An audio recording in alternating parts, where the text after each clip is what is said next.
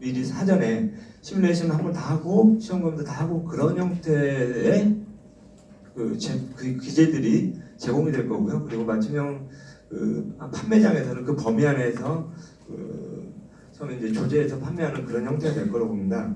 이렇게 하고 그 책임 문제인데요. 이 책임은 이제 원칙적으로 법상에서 이 취지를 볼 때는 이 맞춤형 판매자한테 다 책임이 돼 있습니다. 그래서 그래도 이제 조제 관리사를 두고 적절하게 관리하게 되는 거고요. 이제 이 운영하다 보면은 이제 일단 대전제가 맞춤형 판매자가 이제 책임이 있는데 사안에 따라서 이제 어떤 원료 문제라든지 이런 부분이 생겼을 때는 이제 또 다른 이제 제조업자라든지 제조 판매업자, 책임 판매업자 이런 부분에 또 그 책임 부분이 나오겠지만은 대원칙은 책임 판매자가 맞춤형 판매자가 책임을 지도록 지금 법령상으로는 그렇게 되어 있습니다. 제가 한 가지 더 말씀드리면 우리가 사실은 그 2003년인가 그 PL법 제조물자 책임자법을 그 시행할 때 우리 화장품에서 굉장히 고민을 많이 했습니다. 특히 이제 기능성 화장품에 대해서 기능성 화장품은 정부에서 허가를 내주는 제품이기 때문에 과연 이것을 소비자들이 사용했을 때 정부를 믿고 사용해도 왜 나는 미백에 효과가 없는지 출현 개선에 효과가 없는지 굉장히 우려를 했거든요. 그래서 협회에서 굉장히 또 고민도 많이 하고 그것의 대처를 굉장히 많이 했었어요.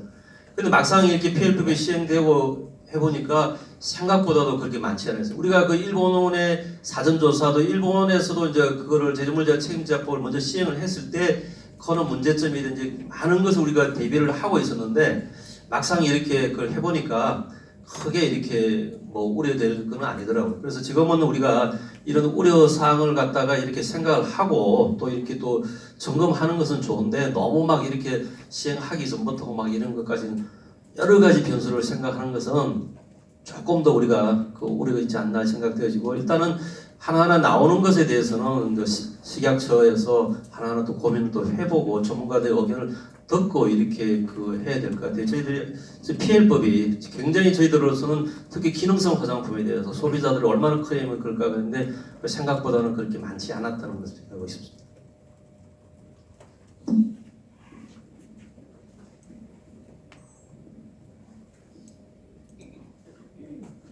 안녕하세요.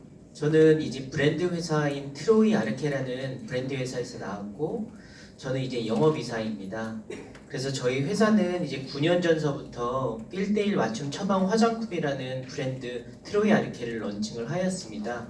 그래서 오늘 피부에 맞는 맞춤 처방 화장품이라는 컨셉을 갖고 지금까지 이제 판매를 해왔고 제가 하는 일은 이제 영업 전선에서 일을 하고 있는데 현재는 25개국의 수출 그리고 국내에서는 피부관리실에 상품을 공급, 그 다음에 소비자들에게도 상품을 판매하는 일을 총괄하고 있습니다.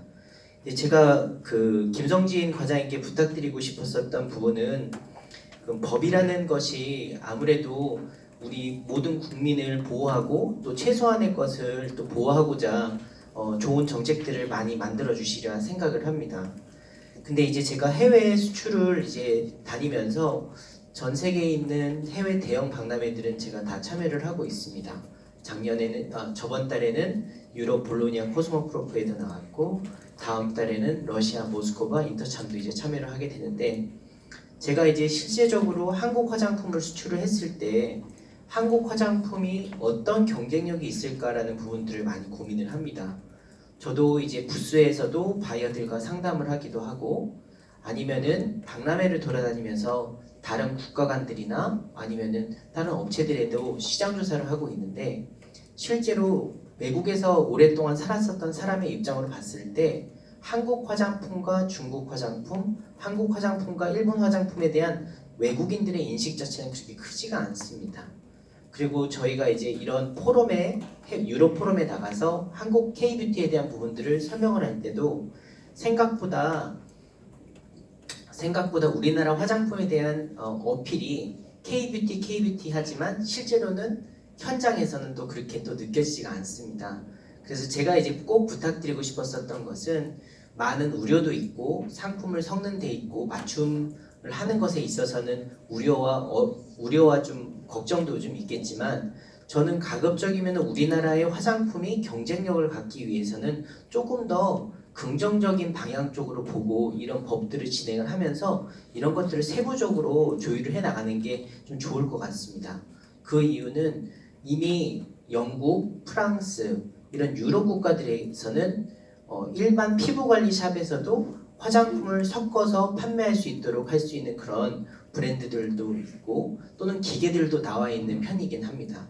그런데 불구하고 우리나라는 이제 물론 아모레 퍼시픽이라는 회사에서 오래전서부터 진행을 해왔지만 이게 확산적으로 되지 못했었던 데는 여러 가지 이해관계들이 전 존재하고 있을 거라 생각이 들거든요. 예를 들어서 제조사의 이런 마켓쉐어에 대한 부분들도 있을 것이고 브랜드 회사에 대한 마켓쉐어가 있을 텐데 모든 소비자의 그 관점이나 소비자의 이제 혜택 쪽 또는 이제 국가의 브랜드를 확장할 수 있는 쪽으로 이제 법을 좀 개정을 한다면은 저희 같은 기업들이 조금 더 열심히 해외에서도 영업하고 국내에 있는 많은 소비자들에게 혜택을 주고자 노력을 하고 싶습니다. 그래서 저는 조금 더 현장에서 뛰는 사람으로서는 최소한의 보호를 하되 조금 더 마케팅, 확장성, 부가가치를 만들어낼 수 있는 것들을 좀 만들었으면 좋겠다는 게 제 의견을 꼭 전해드리고 싶었습니다. 네. 지금 이제 이 정부 당국이라는 게 그래요. 규제를 완화하는 부분이 굉장히 힘들거든요. 특히 이제 안전 부분에서는 규제 완화하는 부분은 굉장히 좀 저희가 경계해야 될 부분이고 신중해야 된다고 봅니다. 그래서 근데 이 맞춤형 화장품이 이제 저희가 시도하려고 하는데 사실은 이제 아까 얘기했지만 이제 뭐 다른 회사에서는 이미 이제 예전에 그 개인 맞춤형 화장품이라는 걸 한번 시도한 적이 있습니다. 그래서 그때 어떻게 했냐면은 이 안전 확보가 돼야 되기 때문에 지금 우리가 화장품을 생산하는 그 업체에서는 라테별로 다 품질 검사를 완료한 다음에 출시하도록 하고 있습니다. 그래서 이제 이 맞춤형 화장품이라는 유형이 없었기 때문에 그 A라는 그 회사가 그 할 때 현장에서 만들 때는 한 사람한테 이 제품을 개인 맞춤형을 제공하기 위해서는 한 4-5개의 샘플이 더 나와야 되는 거예요. 보관품도 있어야 되고 이제 어떤 그 테스트 검사하는 그 샘플도 있어야 되고 하기 때문에 이제 그렇게 해서 시작을 했던 부분인데 이제 아마 이게 모체가 그렇게 시작을 했던 것 같아요. 그렇게 했는데 이 부분 이제 지금 이제 하시는 형태가 내가 어떤 형태인지 모르겠는데 이 부분을 저희가 여태까지 이런 부분을 이제 아까 그 맞춤형 화장품 쉽게 도입하지 못했던 부분은 가장 저희가 우리 여러 분들은 이제 분들이 걱정하신 것처럼 오늘 안전성 문제를 확보하는데 어떻게 확보할 거냐 그 부분에 대해서 많은 고민이 있었기 때문에 이 제도 도입이 좀 늦어졌고요. 그래서 좀 아까 말씀드린 대로 이제 우리나라 화장품 기술이 굉장히 글로벌 수준, 세계적인 수준이 됐고 또 관리할 능력이 생겼다. 제조업체나 이 책임 판매업자들이 그런 어떤 능력이 그런 이제 자격이 생겼다 그런 어떤 시점이 됐다고 봅니다. 그래서 이제 스스로가 이제 이 제품 이런 맞춤형 화장품을 공부할 때 그런 스스로 어떤 그런 거에 대해서 안전성 확보한 다음에 이제 소비자한테 공급이 될 거라고 봅니다. 그래서 지금 말씀하신 대로 저희가 이런 부분에 있어서 이 화장품 시행을 하면서 지금 시범 사업을 하고 있는데 저희가 지금 제안도 많이 받고 있습니다. 지금 현장 방문해서 많이 제안을 받고 있고 그 형태에 대해서도 좀 그런 부분에 대해서는 저희가 안전 확보고 안전성 문제가 아닌 어떤 그런 절차에 대해서는 저희가 과감히 그 부분에 대해서는 저희가 규제를 완화할 겁니다. 안전성이 확보되는 상태에서 소비자한테 보다 우수한 제품이 공급되는 어떤 그 절차상의 문제라면 그 부분에 대해서 제가 과감히 규제를 개선해서 시행하도록 하겠습니다.